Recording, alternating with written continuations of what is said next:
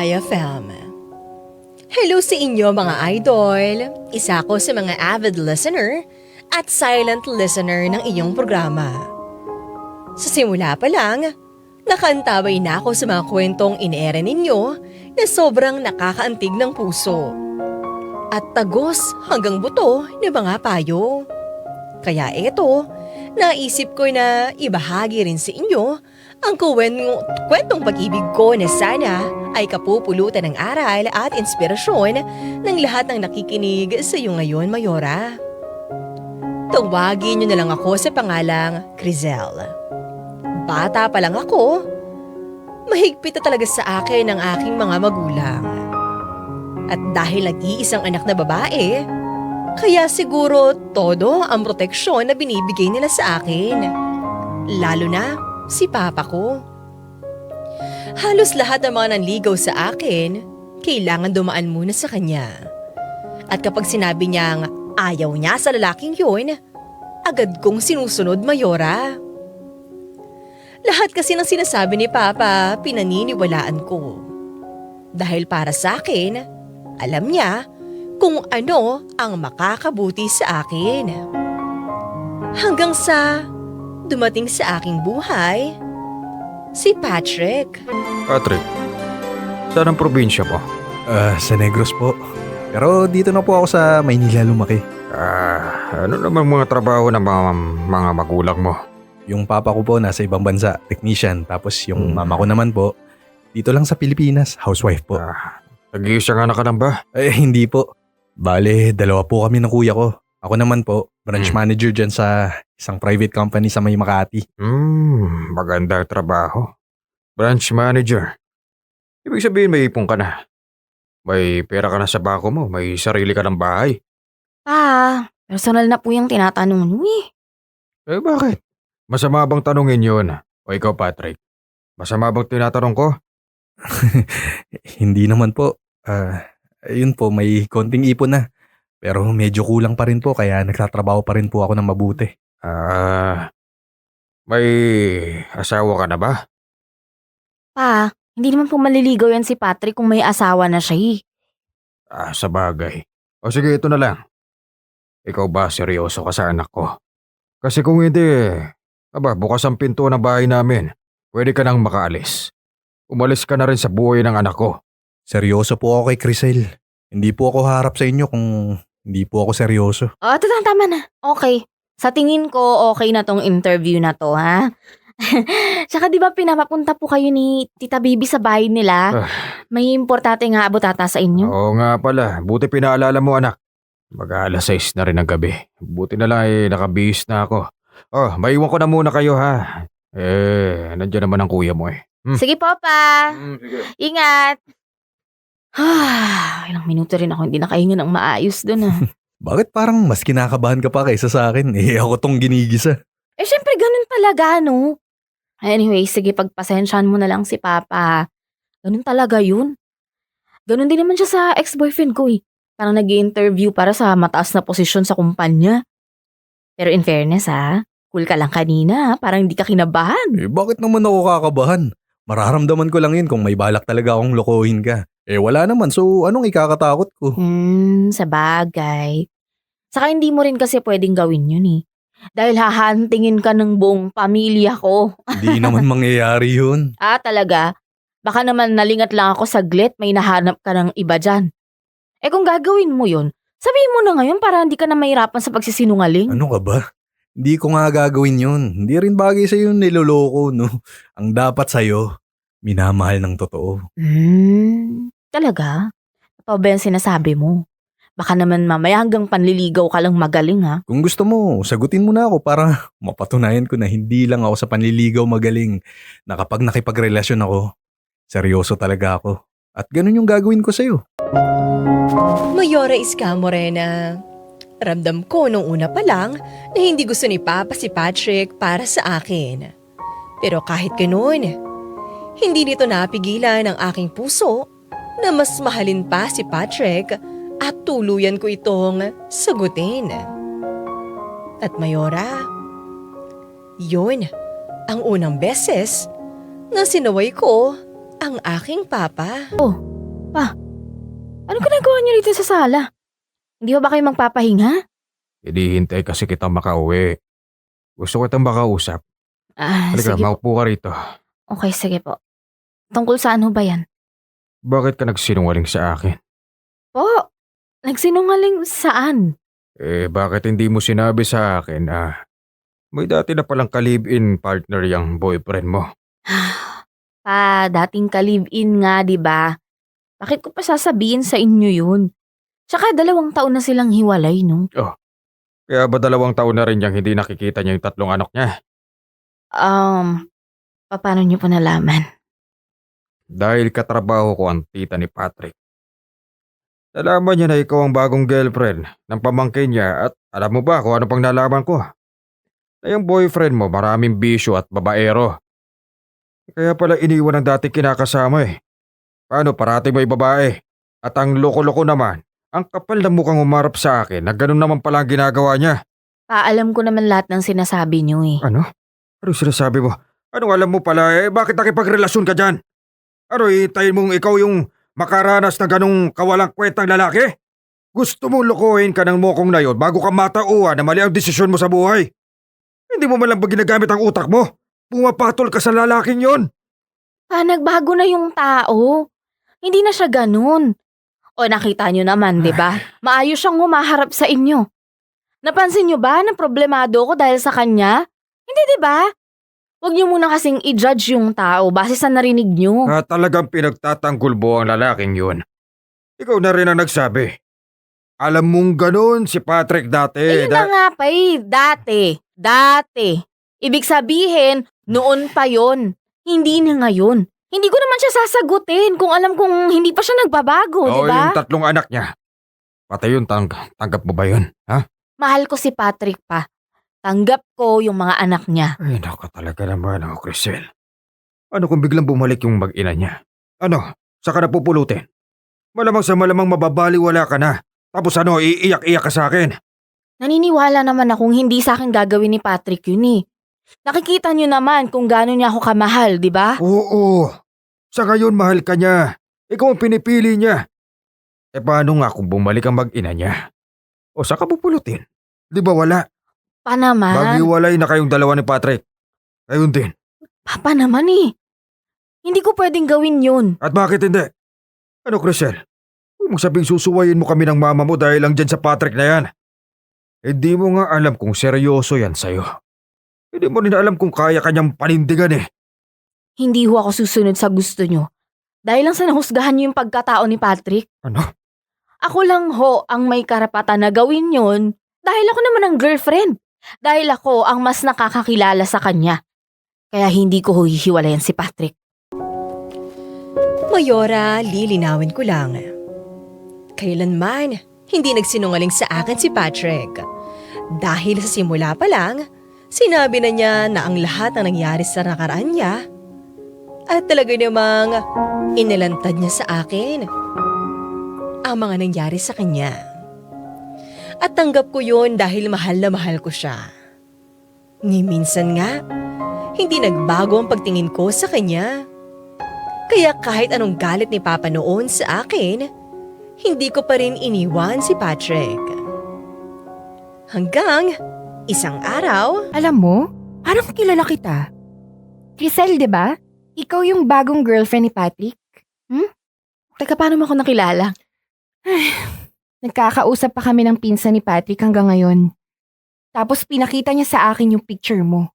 Kaya nung nakita kita kanina, alam kong ikaw na yung Crisel na sinasabi niya sa akin. Ikaw, paano mo ako nakilala? Alam mong ex-live-in partner ako ni Patrick, no? Nakita na rin kita sa picture. So, kumusta naman kayong dalawa? Okay naman. Gaano na kayo katagal? Mag-1 year na rin. Ano na palang ginagawa niya ngayon? Nagtatrabaho na ba siya ng mabuti?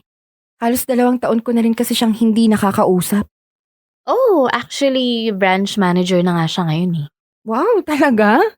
Mabuti naman kung ganun. At least, marunong na siyang magseryoso sa buhay. Sabi mo kanina, 2 taon na kayong hindi nagkikita, tama? Di ba may mga anak kayo? Hindi rin ba sila nagkikita? Minsan lang, Siguro sa isang buwan, isang beses lang. Tapos yung kapatid ko ang naghahatid sa mga bata kay Patrick. Nakikita naman pala kayo kahit papano eh. Hindi naman kasi ako ganun kasamang tao. Actually, ang bait ko pa nga eh. Alam mo naman siguro yung history naming dalawa, di ba? Nakwento nga niya sa akin. Oo, edi good. At least alam mo para makapag-ingat ka. Makapag-ingat? Bakit? Anong ibig mo sabihin? Na mag-iingat ka dyan kay Patrick. Bakit? Eh kasi manloloko siya. Babaero. Alam mo ba dati? May one time na inuwi niya dito yung kabit niya dito sa bahay namin. Kaya nga mas lalong nagulo yung relasyon namin. Tapos kapag nalalasing yan, ayun sinasaktan ako. Binabatukan. Hinahablot yung buhok ko. Minsan pa nga sinasampal ako. Pero lahat ng yun tiniis ko para sa mga anak ko. Kaya lang, dumating din yung puntong napagod na ako kaya ako na mismo ang kumalas sa aming dalawa. Hindi naman sa tinatakot kita pero sinasabi ko lang sa'yo kung ano yung mga naranasan ko kay Patrick. Kaya, sana nagbago na siya. Ang swerte mo kung tuloy-tuloy na yun kasi mabait naman siya eh. Sweet, ma-effort. Pero kapag naging loko-loko na, siya yung tipong isusumpa mo talaga.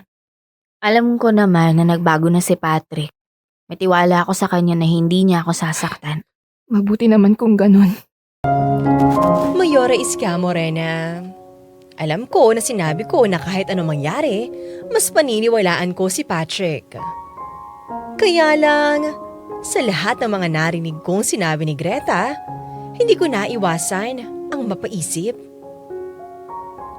Na baka nga mali ang pagkakakilala ko sa aking boyfriend. Na baka may mga hindi pa siya nasasabi sa akin. Nakaraan niya na ayaw niyang malaman ko pa. Ngunit sa huli, pinili ko pa rin pagkatiwalaan si Patrick sa kabila ng agam-agam na nararamdaman ko. Mas pinili ko pa rin na maniwala sa pag-ibig ko sa kanya. Dahil Mayora, naniniwala akong mahal niya rin ako.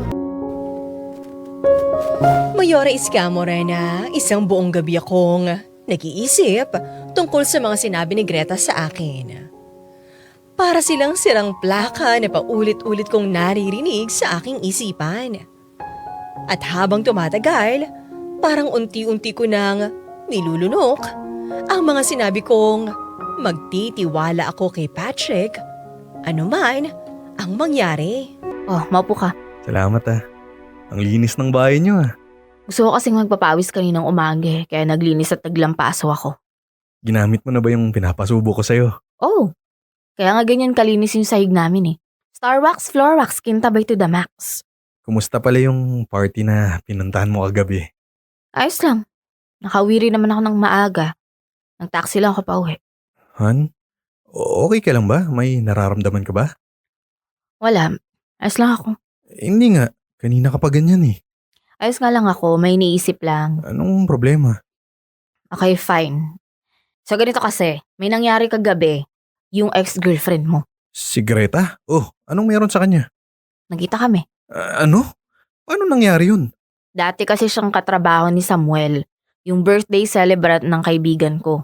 Tapos, anong nangyari? Pwede ayun, kinausap niya ako. Siya yung unang nag-approach. Kilala na pala niya ako eh. Ako raw yung bago mong girlfriend. Tapos ayun na. Nagkukwento na siya ng mga kung ano-ano. At ano naman yung kwento niya sa'yo? Marami. Tulad nung isang beses sa isang buwan mo lang daw nakikita yung mga anak mo. Yung mga pambababae mo nun. Na may one time daw nag-uwi ka pa ng babae sa bahay niyo. Tapos may mga pagkakataon din na sinasaktan mo raw siya. At naniniwala ka? Kaya ka tahimik kasi kinakabahan ka na baka maranasan mo rin yung naranasan niya sa akin. Tama ba? Hindi naman sa ganun. Pero syempre, hindi mo naman maaalis sa akin na matakot eh. Na baka bumalik ka sa dati. So wala ka ng tiwala sa akin, ganun ba yun? Isang beses mo lang siya nakausap, biglang nagbago na yung tingin mo sa akin. Ibang klase talaga yung babaeng yun eh, no? Para sabihin ko sa'yo, siya yung may kasalanan kung bakit kami naghiwalay nun. Nanlalalaki siya, paiba-iba. At ayun, nilayasan na lang ako bigla. Pero kung hindi mo sinimulan, edi hindi naman siya magkakaganon eh. Oo sige, kasalanan ko pero ang tagal na nun eh. Simula nang magkaanak kami, nagbago na ako. Ginawa kong lahat para maging responsableng tatay pero siya naman tong nagloko eh. O ba't hindi mo sinabi sa akin yung totoo? Bakit kulang-kulang yung mga kwento mo? Baka naman sa susunod may ikukwento ka na naman sa akin na ikakagulat ko. Na may malalaman na naman ako tungkol sa'yo. Mahalaga pa bang malaman mo yun? Teka nga, ano ba bang sinabi niya sa'yo ha? Wala. Ano bang nangyayari sa'yo, Crisel? Ito lang ba talaga yung issue mo? Yung mga narinig mo kay Greta kaya ka nagkakaganyan? Na parang nagbago yung tingin mo sa akin o baka naman may iba pa. Gusto mong malaman yung totoo? Nahihirapan ako. Pagkatapos kong marinig yung mga sinabi ni Greta, pag uwi ko sa bahay, nag-away na naman kami ng tatay ko dahil sa'yo. Nang dahil sa relasyon natin nasisira yung relasyon ko sa pamilya ko. So anong pinapalabas mo? Ayaw mo na. Napapagod ka na. Hindi ko alam. Ewan ko, naguguluhan na ako eh. Natatakot kasi ako. Sa mga narinig ko kay Greta, natakot ako na baka natama siya. Na baka ngayon lang yung pagbabago mo. Na baka hindi rin magtagal gawin mo rin sa akin kung ano yung mga ginawa mo sa kanya. Wala ka ng tiwala sa akin? Mahal mo ako, di ba? Bakit hindi mo ako pagkatiwalaan? Bakit hindi ka maniwala sa akin? Ewan ko, naguguluhan nga ako, di ba? Hindi ko na nga alam kung anong gagawin ko. Kung sinong papakinggan ko, ewan ko, magulo, okay? Sorry kung napagtaasan kita ng boses. Ayoko lang kasi na magkaroon ng mali sa relasyon natin eh. Gusto kong patunayan sa mga magulang ko na tama yung desisyon na ipaglaban kita. Mahal kita eh. Natural ipaglalaban kita kaya lang di ko na alam kung dapat ko bang gawin yun ngayon. Mga idol, sobra akong nakokonsensya dahil nagawa kong pagdudahan at paghinalaan ang pagmamahal at katapatan sa akin ni Patrick. Isang bagay na hindi ko dapat ginawa, pero hindi ko naiwasan. Ayoko lang masaktan, ayokong maloko. At mas lalong ayokong masabi ni Papa na tama siya sa lahat ng mga pagdududa niya sa aking boyfriend. Pero sa kabila nun, inaayos pa rin naman ni Patrick ang aming relasyon. Hindi kami nagpatinag sa sinasabi ng iba at nangako kami na kami ay magtitiwala sa isa't isa. Thank you sa binigay mong pagkain ha. Wala yun. Hindi nga kinain ng mama at papa mo eh. Kakain din ng mga yan mamaya kapag nagutom na. Pasensya ka na sa cold treatment nila sa'yo ha. Alam mo naman, di ba? Oo naman. Naintindihan ko sila. Wala akong karapatang magreklamo. Mga magulang mo sila eh. Kahit anong mangyari, dapat mataas pa rin yung respeto ko sa kanila. Alam mo sana nakikita nila yung totoong ikaw. Hindi yung binase nila yung pagkatao mo sa mga narinig lang nila. Kasi for sure, magkakasundo naman kayo ni Papa eh. Iyan mo na. Intindihin na lang natin sila. Siyempre, ayaw ka lang nilang mapahamak. Masaktan, kaya ganyan sila kahigpit. Kaso nga lang, sumusobra na. Pinipilit ko nga intindihin eh. Kaya lang madalas, nalilito na ako. Hindi ko na alam kung ano pa yung pwede kong gawin para lang matanggap ka nila eh. Huwag mo na masyadong istresin yung sarili mo. Hindi naman magiging madali yun eh. Iniisip ko lang naman kasi, na baka magsawa ka na baka mapagod ka. Ilang beses ko bang dapat sabihin sa'yo na hindi ako mapapagod na patunayan sa kanila kung gaano kita kamahal. Na nagbago na ako. Na bagay din ako sa'yo. Siyempre lahat naman ng bagay kailangan paghirapan. Hindi ko naman pwedeng makuha ng basta-basta lang yung tiwala nila sa akin. Lalo na nag-iisa kang babae. Bunso pa. Oo nga eh. Diba? Kumbaga, ikaw yung prinsesa ng pamilya nyo. Pero siyempre, hindi ako titigil hanggat hindi nila nakikita na kaya kitang ituring na Reyna. Corny mo. Totoo kaya yun. Kaya huwag ka nang masyadong mag-isip ng kung ano-ano. Kaya natin to. Gawin na lang natin tong challenge na hindi magkamali. Na hindi pabayaan yung relasyon. Na patunayan natin sa lahat na mahal natin yung isa't isa. Sige na nga. Buti na lang talaga nandyan ka eh. Nagagawa mong pagaanin yung loob ko. Wala yun. O sige na. Medyo dumidilim na kasi. Kailangan ko na umuwi. Tatawagan na lang kita mamaya ha. Okay. Ingat ka pag uwi. I love you. I love you too. Bye.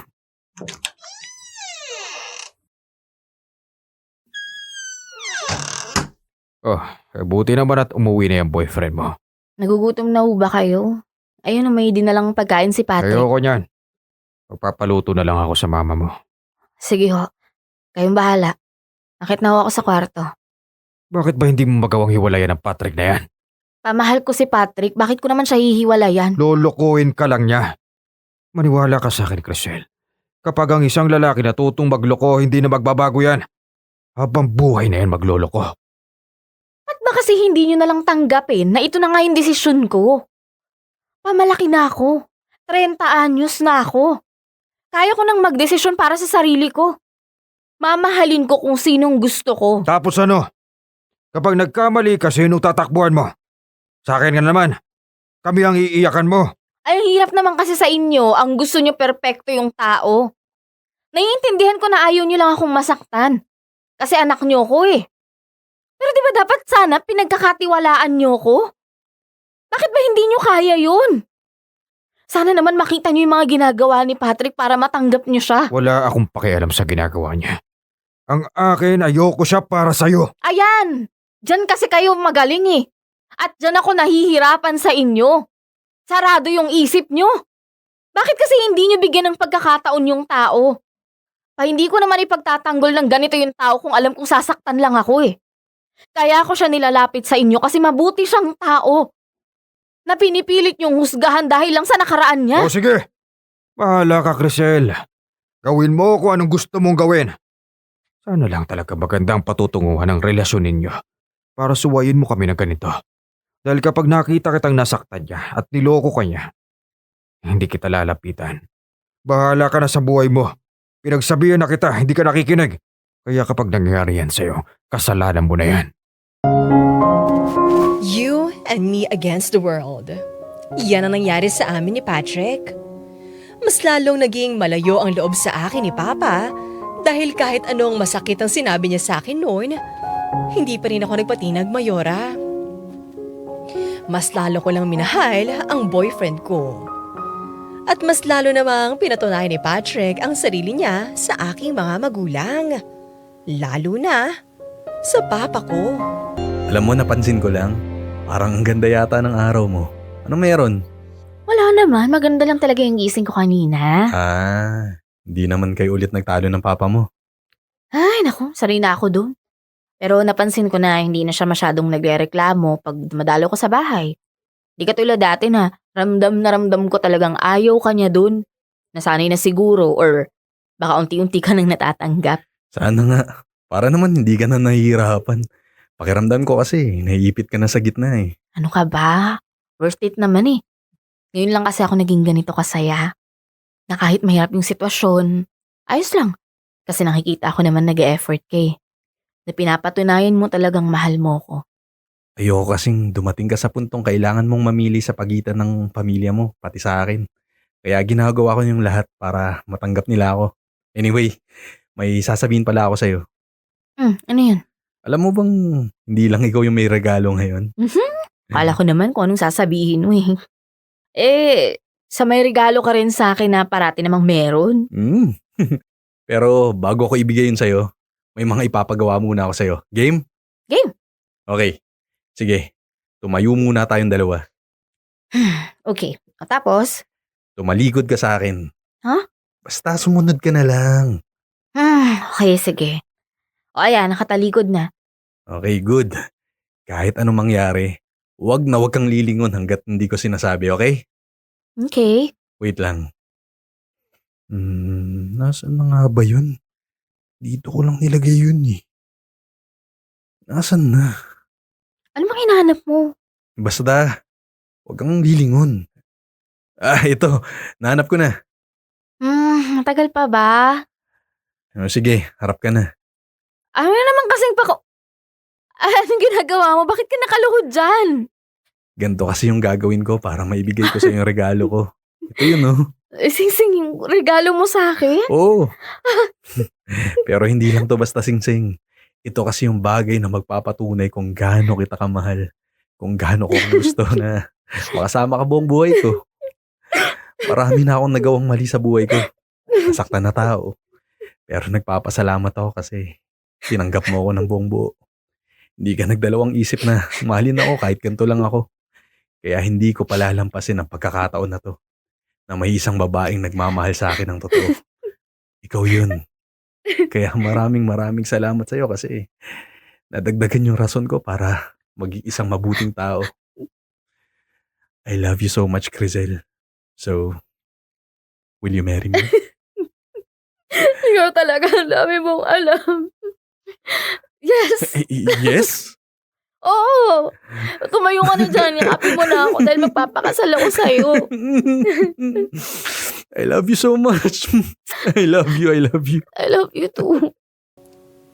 Hindi man kami ganoong naging masaya, si Papa sa binalita namin ni Patrick na magpapakasal kami, itinuloy pa rin namin ang plano. Mahabang proseso pa ang pagdaraanan naming dalawa. Pero, ang importante, patuloy naming ipinaglalaban ang aming pagmamahalan. Sa ngayon, nasa kalagitnaan pa rin kami ng papaplano sa aming kasal. Nakaka-stress, pero masaya, Mayora. At kahit wala pa kami sa harap ng altar, ipinangako na namin sa isa't isa ni Patrick na ano man ang mangyari, kami pa rin ang magkakampi sa lahat ng bagay. Na kahit anong mangyari, pipiliin namin ang isa't isa. At na mangangako na mamahalin namin ang isa't isa habang buhay. Mga idol, dito ko muna tatapusin ang aking liham. Sana ay nabigyan ko kayo ng lesson sa pagbabahagi ng aking kwento. Ako po si Crizel.